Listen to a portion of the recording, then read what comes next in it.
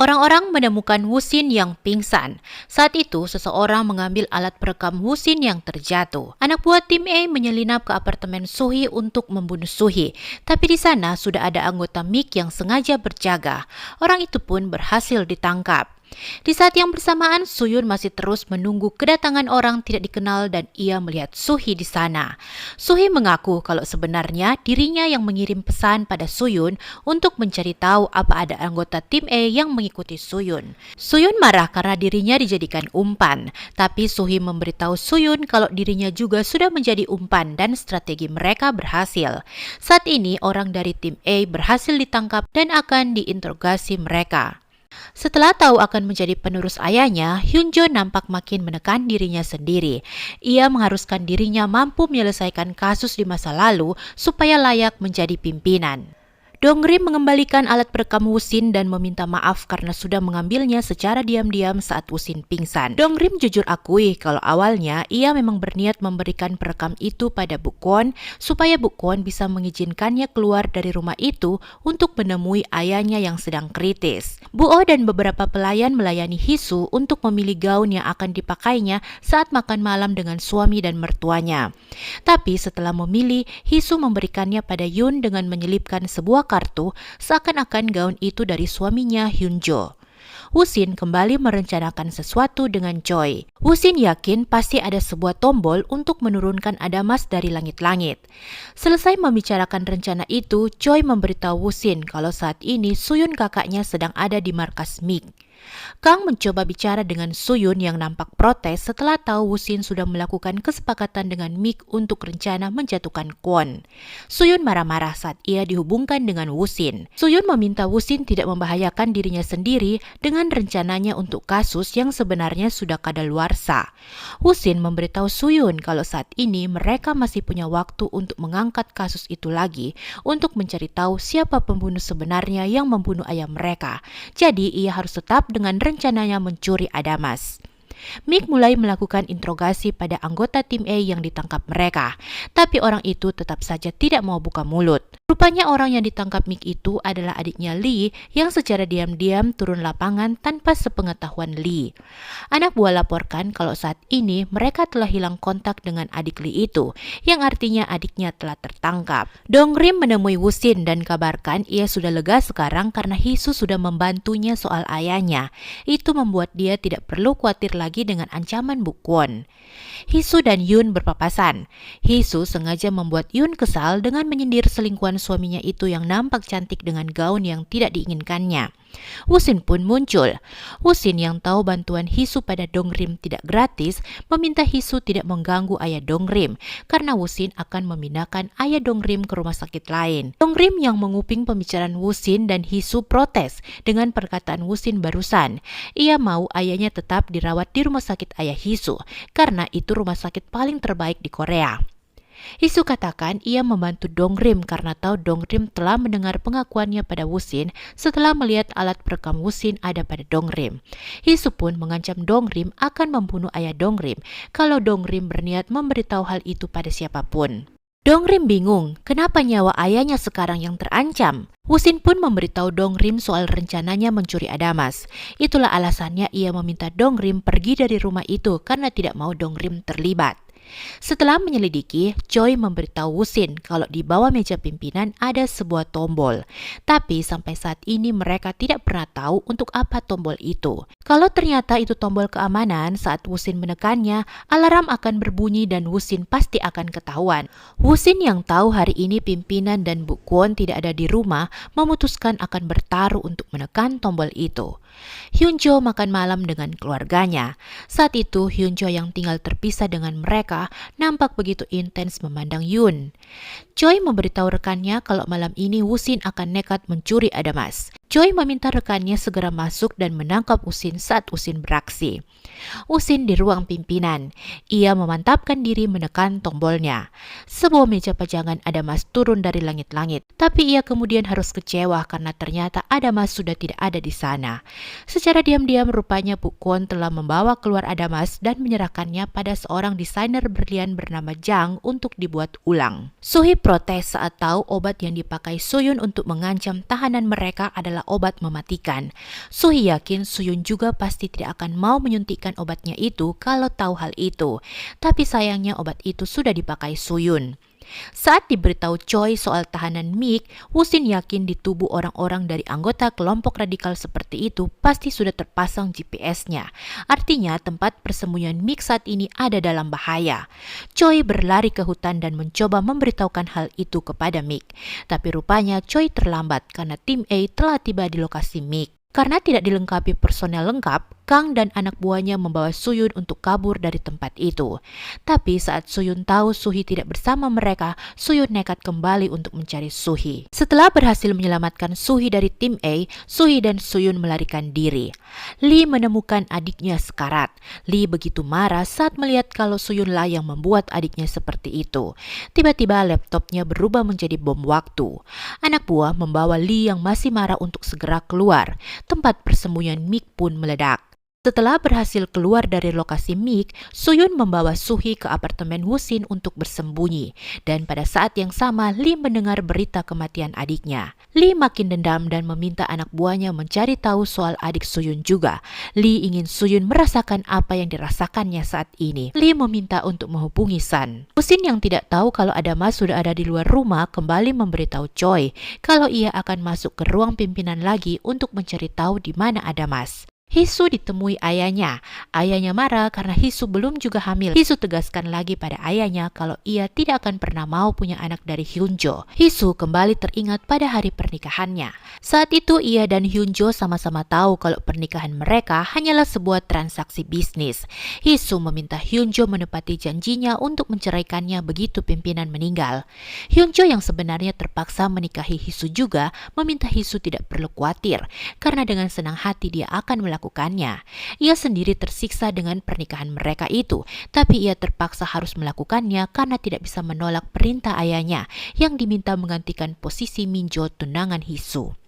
Hyunjo sendiri mencintai Yoon, tapi ayahnya seperti menghukumnya dengan sengaja membuat Yoon jauh dari Hyunjo supaya mereka tidak bisa sering bertemu. Suyun mulai berpikir lagi kenapa adiknya nekat masuk ke rumah Kwon untuk mencuri Adamas. Suyun curiga sebelumnya Wusin sudah tahu kalau Changwo bukan pembunuh ayah mereka. Suyun teringat pada malam ayahnya terbunuh. Seandainya ayahnya tidak ke rumah Changwo lagi untuk menagih ongkos pindahan Changwo, ayahnya pasti tidak akan terbunuh. Wusin masuk ke kamar pimpinan. Di sana ia menemukan jalan rahasia yang terhubung ke kamar Bu Kwon. Dan di kamar itu Wusin tahu kalau ternyata Bu Kwon punya seorang anak laki-laki. Gong ke ruang bukti. Ia berniat mengambil materi kasus Changwo atas perintah Suyun. Tapi materi kasus itu ternyata telah ditukar. Rupanya anggota tim A sudah duluan beraksi dengan mencuri materi kasus itu. Seorang petugas mendatangi apartemen Wusin, tapi Suyun pun tahu kalau orang itu suruhannya Mick. Mata-mata Mick muncul. Suyun meminta mereka membawanya menemui Kang. Lee membongkar materi kasus Changwo. Ia mengambil foto Wusin dan Suyun saat kecil yang dipegang ayah mereka saat ditemukan terbunuh. Lee kemudian meminta anak buahnya segera melenyapkan materi kasus itu. Hisu meminta Wusin menemuinya. Hisu memberitahu kalau saat ini Adamas ada di suatu tempat rahasia untuk dibuat ulang. Itu artinya Wusin sudah kehilangan momen untuk menjatuhkan pimpinan karena Adamas sudah tidak bisa dicocokkan lagi dengan hasil autopsi ayahnya. Wusin memberi uang suap untuk Buo. Saat itu Buo memberitahu kalau Yunlah yang merekomendasikan Wusin pada pimpinan untuk menjadi penulis bayaran. Hisu tergelitik mendengar hal itu. Hisu yakin karena dirinya lah Yun memilih Wusin. Semua orang di rumah itu tahu kalau Wusin memiliki kemiripan dengan Minjo. Barangkali Yun berpikir Hisu akan tertarik pada Wusin dan menceraikan Hyunjo supaya Yun bisa bersama Hyunjo. Hisu mulai menceritakan tentang Minjo, sosok yang jauh berbeda dari Hyunjo. Minjo punya hati yang lembut dan seringkali menjadi sukarelawan di penjara. Saat itulah Minjo mengenal Changwo dan tertarik dengan kasusnya. Di Su yakin Minjo dibunuh karena berniat mengusut kasus Chang Wo. Yun menerima buket bunga. Setelah tahu itu dari adiknya San, Yun ketakutan. Sosok San terlihat di rumah Suyun. Lee menemui pimpinan dan infokan kalau anak korban mencoba mengusut kasus Chang Wo lagi. Pimpinan meminta Lee segera mengatur tindakan pembersihan. Suyun dan Suhi dibawa masuk ke kantor Mik. Kang memberitahu soal tim A yang menjadi kaki tangan Hesong. Tim A seperti kebal hukum karena tindakan pembersihan mereka diatur seperti kecelakaan sehingga mereka tidak bisa dijerat dengan pasal pembunuhan. Misi mereka bukan hanya menjatuhkan Kwon saja, karena selepas kejatuhan Kwon pasti akan muncul pimpinan baru. Jadi target utama mereka adalah membubarkan tim A. Lee menemui San dan meminta sikat gigi Suyun yang akan dipakainya untuk tes DNA. Lee kembali ingatkan San kalau target San hanya Suhi dan Suyun, tapi tidak boleh menyentuh Wusin. Suyun yang mulai khawatir dengan Wusin yang terjebak di rumah Kwon meminta Mik segera melakukan sesuatu untuk mengeluarkan Wusin. Kang katakan sebenarnya di luar rumah Kwon juga nyawa Wusin tetap akan dalam bahaya kalau memang Wusin sudah menjadi target tim A. Jadi yang harus dipikir sekarang bagaimana membubarkan tim A supaya keadaan akan menjadi aman bagi semua pihak. Wusin kembali menyuap Bu O untuk mencari tahu soal anak Bu Kwon. Bu O pun menceritakan kalau sejak kecil Bu Kwon sudah menjadi pelayan pimpinan. Kalau pimpinan berbuat salah, pasti Bu Kwon yang akan dihukum. Itulah alasannya kenapa kaki Bu Kwon pincang. Bu O juga memberitahu soal transplantasi jantung yang dijalani pimpinan dengan jantung anak Bu Kwon sebagai pendonornya. Wusin pun tahu sekarang apa yang membuat Bu Kwon begitu protektif pada pimpinan. Hubungan mereka bukan hanya sekedar tuan dan majikan, tapi lebih pada ibu dan anaknya. Saat tahu soal transplantasi itu, Hisu sadar apa yang membuat ayahnya sangat menginginkan ia menjadi menantu Hesong setelah Minjo meninggal. Rupanya prosedur transplantasi itulah yang menjadi transaksi bisnis antara ayahnya dengan pimpinan. Kang mencoba memujuk Suyun supaya mau bekerja sama. Kang beritahu kalau Huang itu orangnya Hesong. Kalau rencana melegalkan senjata api berhasil, orang pertama yang akan dibunuh pasti dirinya. Jadi nyawanya juga sedang dipertaruhkan untuk misi Mik. Kang menenangkan Suyun yang masih khawatir soal Wusin dengan memberitahu soal keberadaan Adamas yang ada di luar rumah Kwon. Itu artinya kalau terjadi sesuatu pada Adamas, Mik lah yang akan disalahkan dan bukan Wusin. Tim A mulai mengatur strategi untuk menutup akses Suyun pada Chang Wo. Chang Wo sengaja dituduh melakukan penyalahgunaan narkoba, jadi ia harus dibawa ke sel isolasi. Lee kembali memikirkan malam saat ia membunuh ayah Suyun dan Wusin.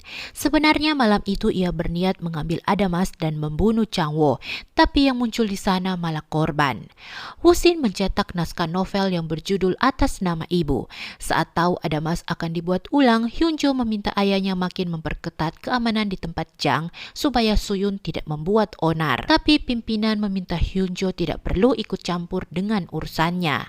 Hyunjo yang selalu punya ambisi harus bisa seperti ayahnya tidak mengikuti keinginan ayahnya itu. Secara diam-diam ia memberi perintah terpisah dan meminta Jung memimpin misi mengamankan Jang tanpa melibatkan Lee. Gong rekan Suyun datang ke rumah Suyun dan di sana ia bertemu San. Seperti dugaan tim A, Suyun memang berniat mengunjungi Chang Wo, tapi dengan strategi mereka, Suyun pun harus pasrah tidak bisa menemui Chang Wo. Polisi dari tim A memperingatkan Chang Wo untuk diam supaya tidak membuat tim A marah. Chang Wo pun sadar kalau selama di penjara ia ada dalam pengawasan tim A. San menyiksa Gong untuk mencari tahu keberadaan Suyun, tapi karena tidak mendapat info apapun, San membunuh Gong. Wusin meminta Bu Oh mengambilkan tasnya yang disita saat akan masuk. Karena Wusin tidak memberinya uang, Bu Oh pun melaporkan Wusin dan memberikan tas itu pada Bu Kwon. Bu Kwon yang penasaran apa yang disembunyikan Wusin di tasnya, mulai membongkar isi tas Wusin, dan ia menemukan naskah novel yang isinya tentang cerita kematian seorang anak pelayan yang dibunuh majikannya untuk diambil jantungnya sebagai donor. Bu Kwon histeris karena seperti membaca kisah anaknya sendiri. Rupanya Wusin memang sengaja ingin menguji kesetiaan Bu Kwon pada pimpinannya lewat naskahnya itu, supaya hubungan pimpinan dan Bu Kwon renggang. Bukon kembali terkenang anaknya yang semasa hidup merasa iri karena dirinya selalu lebih memperdulikan pimpinan daripada anaknya sendiri. Bukon kesal saat anaknya mengancam akan bunuh diri, tapi tanpa disangka anaknya memang serius dengan ancamannya itu.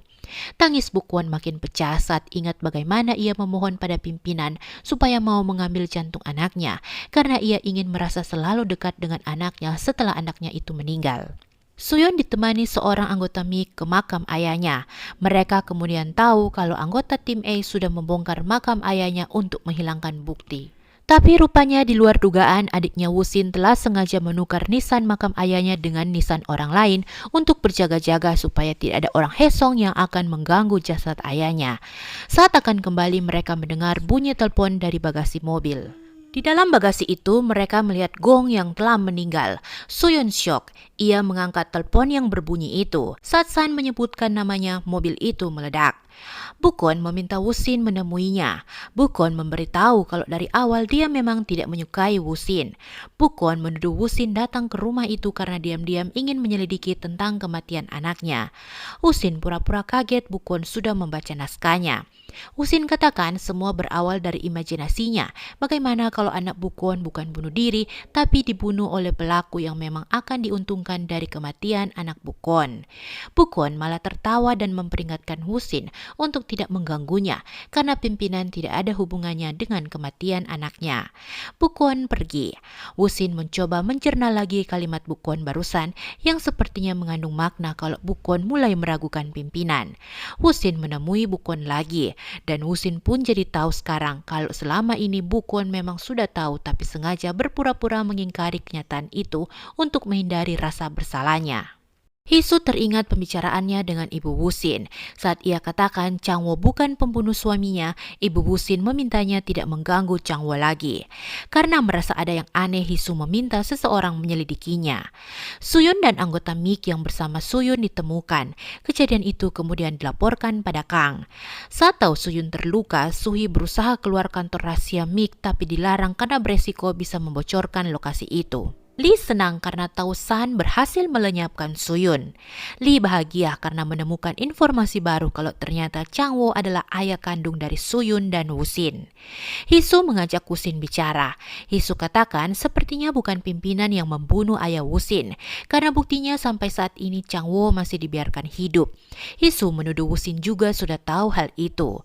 Wusin tidak menyangkal, tapi ia baru mengetahui hal itu setelah mulai menyelidiki. Menurut Wusin, ia sebenarnya tidak peduli siapa pelakunya, karena tujuan utamanya adalah sidang ulang. Tapi sampai sekarang dia juga masih bingung apa yang membuat Changwo masih dibiarkan hidup oleh pimpinan. Sementara itu di penjara, Changwo berteriak memanggil polisi anggota tim A. Changwo meminta polisi itu memberitahu Lee kalau Changwo seniornya ingin menemui Lee.